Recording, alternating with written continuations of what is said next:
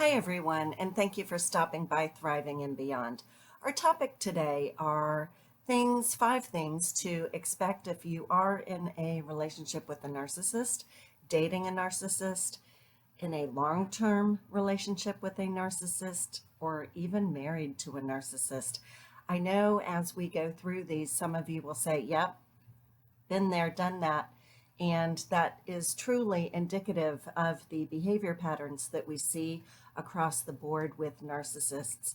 There will be some variability, some variety, and differences, but they are minor. And the things that we can expect if we are dating a narcissist or things that we have already experienced really are the same by and large across the board. There will be perhaps some slight gender differences, but again, the behavior is consistent. Over time, the first point I wanted to make was that a narcissist will start to make statements that seem to be just plain mean. You might hear a snarky comment or maybe even a slight criticism. This won't be at first, this will be subtle. The narcissist will maybe make a jab about something here or there. And you might even ask yourself, wow, did I really hear what I thought I heard? Or we might think, well, certainly they didn't mean it that way. And if we do say something, often we'll be blamed for being too sensitive or oversensitive or not being able to take a joke. What's happening, however, is that the narcissist is really priming us to accept more and deeper and worse abuse over time. The narcissist does throw out the tests, I've mentioned this before in another video, to see whether we will react to those small statements, if we will kind of question or bring up the fact, hey, you are not treating me very well right now, you need to knock it off. The narcissist will take the easy way out, of course, won't admit this, will turn it back around on the victim. But what we experience is a feeling of how could this person be saying these things? The ex narcissist in my life made up a nickname for me based on the real name of somebody who was very special to me long, long ago. The narcissist called me this nickname all the time.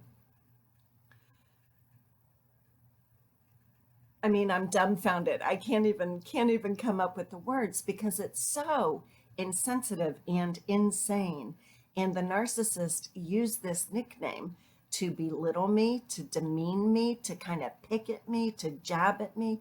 And that's what they do. And it's unacceptable. So, one of the very first signs that you might notice in your narcissist relationship is that little comments are being said here and there, and they're just not adding up, and they're hurtful.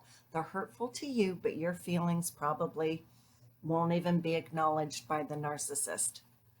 The second point I wanted to make here today was that over time, with these little statements, with the bigger statements, as they grow over time, more hurtful, more criticisms, deeper statements that cut even further, the narcissist is really conditioning the victim, pushing the victim a little further, a little further, a little further.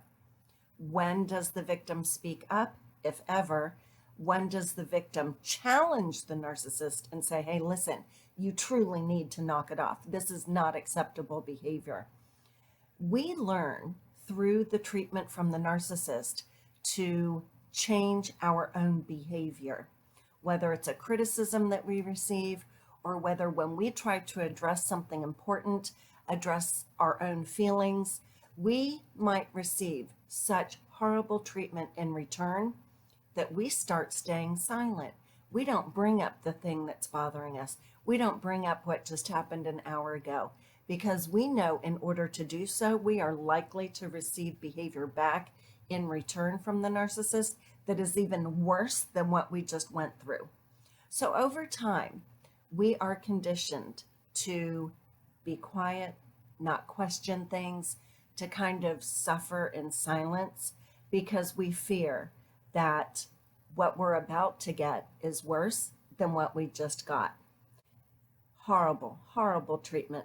Emotional safety comes into mind because if we are not emotionally safe with someone, what's the point? What is the point, truly? I'll tell you the point of the narcissist here in just a minute. Point three is that over time, you will find that the narcissist is making grander and more blatant demands. It may start off kind of just regular things. Hey, can you go grab me a cup of coffee? Or can you put this load of laundry in? Or whatever it may be, something small. But over time, those demands will get deeper, more significant, and fall far outside of what you're comfortable for. Similar to conditioning, the narcissist seemingly knows, and I think they do, to start small, so that by the time we are hooked, by the time we are in the relationship, we are much more likely down the road to be expecting these larger demands. It's insane. Maybe I should save this for a story time, but there was one time I was giving a ride home to one of the family members, one of the drug addicts, and it was 9 o'clock at night. I had to go to work the next day, and this nephew asked to go to a motel. And I'm thinking, God, what? I mean, it's 9 o'clock at night. But I did it because what I would receive would have been worse than doing it in the first place. So we went to this hotel. We were there for like an hour and a half. I was in the car. Somebody else was in the car. The nephew trotted off to do his little drug deals. I didn't know that. I mean, I should have known that. How obvious is that? But anyway, I was being conditioned to do more, give more, perform more, and this happens subtly over time. The next point is that in a relationship with a narcissist, you will be exploited. You will be used, whether it is for service, for money, for status, for supply, which is just attention. In some way, your emotional life, your mental life, your boundaries, your sense of self will all be exploited because the narcissist is similar to a parasite, latching on to a host. The host must provide for the parasite, or the parasite will go elsewhere. That is kind of a simplistic way to think about it, but how true is it? When we stop serving, when we stop acquiescing to whatever the demands may be, it's likely we're going to be discarded because we don't serve any longer. A narcissist is a user. They use their friends, they use their family. We may not understand it at the time. We may not even see it at the time, but you can be assured that in a relationship with a narcissist, you will be used, you will be exploited in some way, with nothing in return, I might add. The last point, of course, is the punishment, whether it's the silent treatment, not talking to you for days, ignoring you when you're trying to talk. Maybe you're even under the same roof and you're kind of passing like silent ships in the night, not even acknowledging that the both of you are in the same house. The silent treatment can go on for any number of days or weeks, and it is meant to erase the worth of the victim. Along with the silent treatment, of course, we might have the name calling, the belittling, the demeaning, all of the things that I've talked about already. And over time, these punishments will get worse.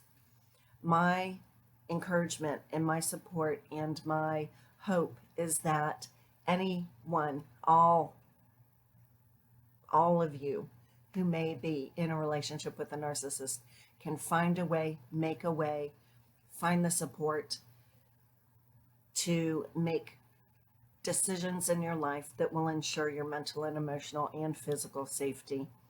A relationship with a narcissist is not healthy. Over time, we don't even recognize ourselves any longer. And I think it's important to talk about the nature of these relationships. Awareness is important. I do thank you for being here today.